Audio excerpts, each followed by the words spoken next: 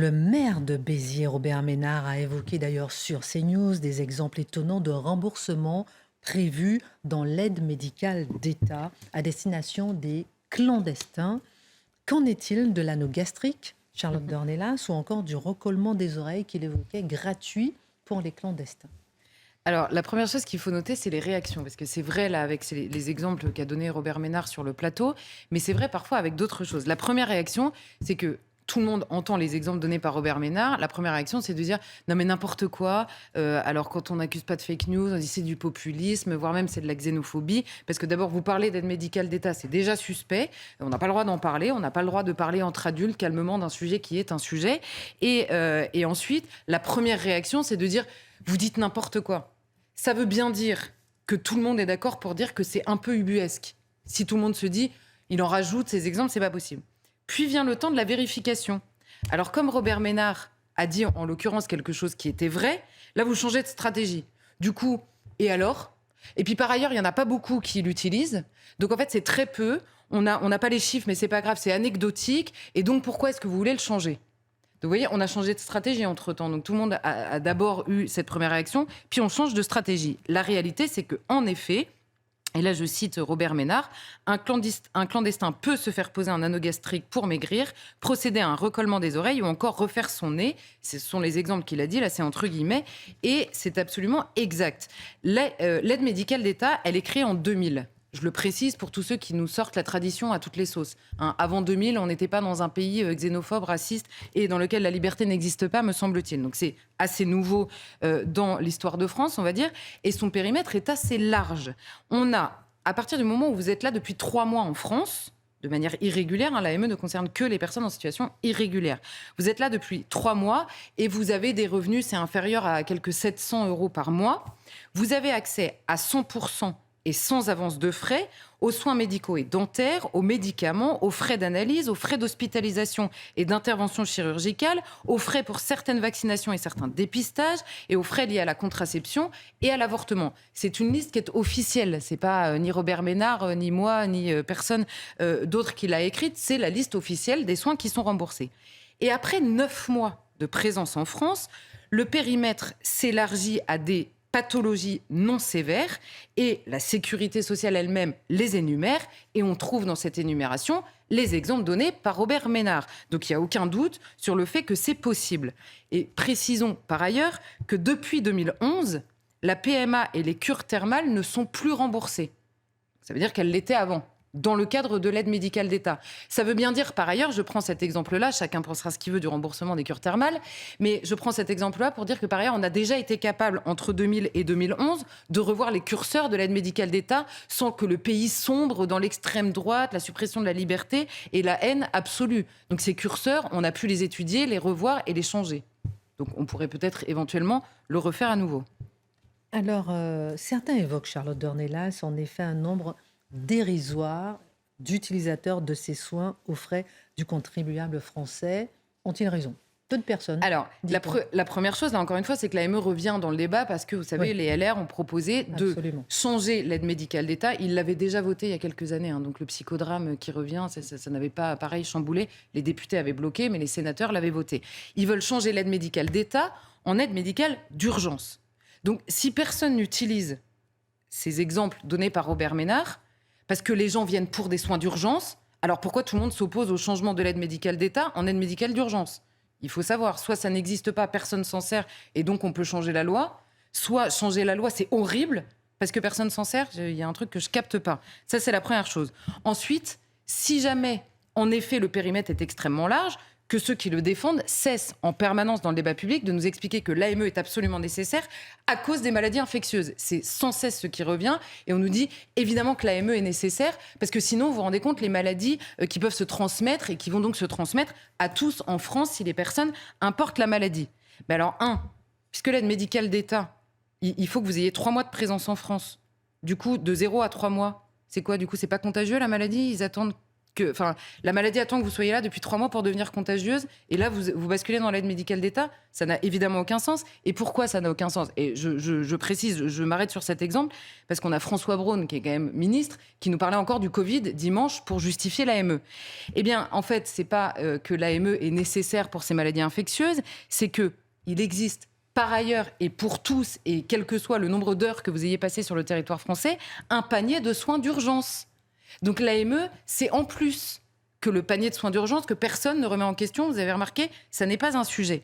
Ensuite, dans les faits, personne n'a les chiffres réels. L'opacité est quand même assez... alors évidemment, on a des proportions d'utilisation dans les hôpitaux. Et en effet, la pose d'anneau gastrique, c'est pas le premier truc pour lequel les gens viennent en France. Ça, c'est une certitude. Mais les chiffres, très concrètement, on ne les a pas. Là, on a d'abord parce que les médecins ne mentionnent pas nécessairement si l'acte est réglé via l'AME ou pas. Donc, on ne sait pas pour tous les actes qui sont posés. Et on apprend dans le Figaro que la députée LR Véronique Louwagie, j'espère que je n'abîme pas son nom, elle a présenté un rapport justement sur ces questions le 17 mai dernier devant le Parlement. Or, elle a demandé ces chiffres-là à la Sécurité sociale, qui n'a pas répondu. Ça vous rappelle quelque chose ? Voilà, donc la Sécurité sociale... Ça nous rappelle évidemment la question de la fraude sociale. Par ailleurs, les chiffres de la fraude à l'AME existent aussi. Ils sont très compliqués à avoir. Donc, vous voyez, il y a des chiffres. On nous dit, vous dites n'importe quoi, c'est très faible. En même temps, on ne veut pas nous donner les chiffres. Donc, évidemment, c'est compliqué. Là, encore une fois. En revanche, on a des chiffres. On a les chiffres du nombre de bénéficiaires. Ils étaient plus de 400 000 à la fin de 2022. C'est une hausse de 5,9% par rapport à 2021 et de 20 à 25% par rapport à 2018-2019. Donc il y a bien une hausse des bénéficiaires de l'aide médicale d'État, donc des personnes qui arrivent de manière irrégulière et qui se saisissent de ce droit-là, puisqu'il s'agit d'un droit. Ces personnes-là ne cotisent pas à la sécurité sociale. Ce sont, encore une fois... C'est ça que souligne aussi beaucoup. Bien sûr, c'est de la pure... c'est de la participation du contribuable français. C'est de la pure générosité. Et pour être généreux, c'est quand même mieux d'être d'accord en général. Bon. Et par ailleurs, on a les chiffres de la dépense de l'AME qui a dépassé le milliard d'euros il y a quelques années. Donc, c'est pas non plus anecdotique. Alors, on va me dire, oui, c'est rien par rapport au budget. Enfin, si rien n'est rien, 1 milliard d'euros, c'est pas rien, en fait. Donc, et par ailleurs, ça ne justifie pas non plus la fin du débat. Absolument. Et avec 1 milliard d'euros, on peut faire plein de choses, repeindre des commissariats et boucher les trous dans les palais de justice. Et Emmanuelle Ménard, députée non inscrite là, aujourd'hui à l'Assemblée, elle dit, c'est même probablement plus, et je la cite, elle dit encore dans le Figaro, chaque année, le budget de l'AME fait l'objet d'un vote de crédits supplémentaires et ces crédits sont systématiquement dépassés. Donc, il y a un sujet autour de l'aide médicale d'État. Il devrait être possible, même s'il y a des gens qui ne sont pas d'accord, on devrait pouvoir en parler sans que tout de suite les noms d'oiseaux fusent, comme évidemment sur tous les autres sujets qui concernent cette question de l'immigration. En regardant un peu plus loin pour la dernière question, Charlotte Dornelas, s'il existe des aides médicales partout en Europe, est-ce que ce n'est pas normal de soigner les gens indépendamment de leur situation administrative finalement ? Sur l'aide d'urgence, évidemment, vous avez quelqu'un qui est en train de mourir dans la rue ou qui est en effet atteint d'une maladie extrêmement contagieuse ou qui a besoin d'un soin immédiatement pour sa survie. La question ne se pose même pas. On ne va pas vous demander votre situation administrative avant de vous sauver la vie. Et d'ailleurs, personne ne demande ça nulle part en France. Mais nous ne parlons pas de ça précisément. C'est vraiment pas de ça dont nous sommes en train de parler. Et le dispositif en France, le dispositif des soins de manière générale, parce qu'on se focalise beaucoup sur l'AME, c'est devenu un symbole, mais il y a énormément de soins en plus de l'AME, notamment dans la suite de la vie d'une personne. Vous savez, de la situation irrégulière, souvent on devient demandeur d'asile, donc la situation administrative est régulée. Vous avez simplement déposé un dossier en préfecture, votre situation elle n'a pas encore changé puisqu'elle est à l'étude. Mais là, ça vous ouvre des droits encore plus grands sur le terrain, puisque les frais ne sont plus plafonnés, par exemple. Et notons par ailleurs que les droits en matière de santé en Europe relèvent de la législation nationale. Or, en France, on va beaucoup plus loin que toutes les directives de l'UE. Donc souvent, c'est l'inverse qui se passe. Mais là, en l'occurrence, en France, on est encore plus zélé que ce que nous demande l'Union européenne sur ce terrain. Et au-delà de l'AME, vous avez la PUMA, vous avez la complémentaire santé gratuite. Là, c'est des frais qui sont notamment pour les demandeurs d'asile, même quand ils sont déboutés. Donc quand vous êtes débouté du droit d'asile, vous continuez à toucher la PUMA, qui est une aide encore plus large que l'aide médicale d'État. Même débouté, même sous OQTF, même vous continuez à la toucher. Et ce sont les mêmes exigences de l'AME, il faut être là depuis 3 mois, etc. Ce sont les mêmes plafonds.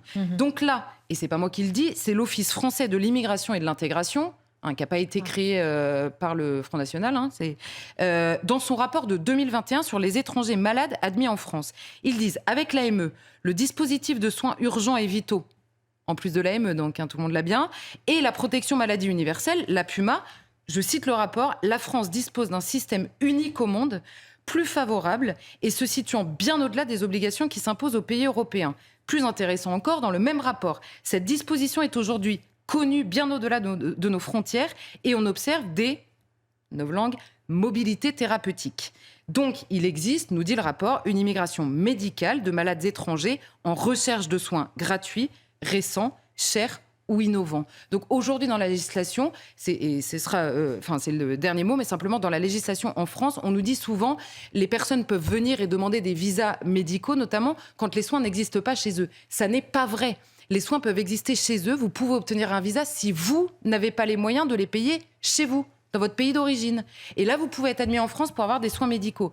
Donc tout ça, au minimum, pourrait être un sujet de débat un peu plus... Donc vous dites, Charlotte, en dernier mot, que dans le rapport de l'Office français de l'immigration et de l'intégration, il constate qu'effectivement, il y a des mobilités thérapeutiques en recherche de soins gratuits. Exactement.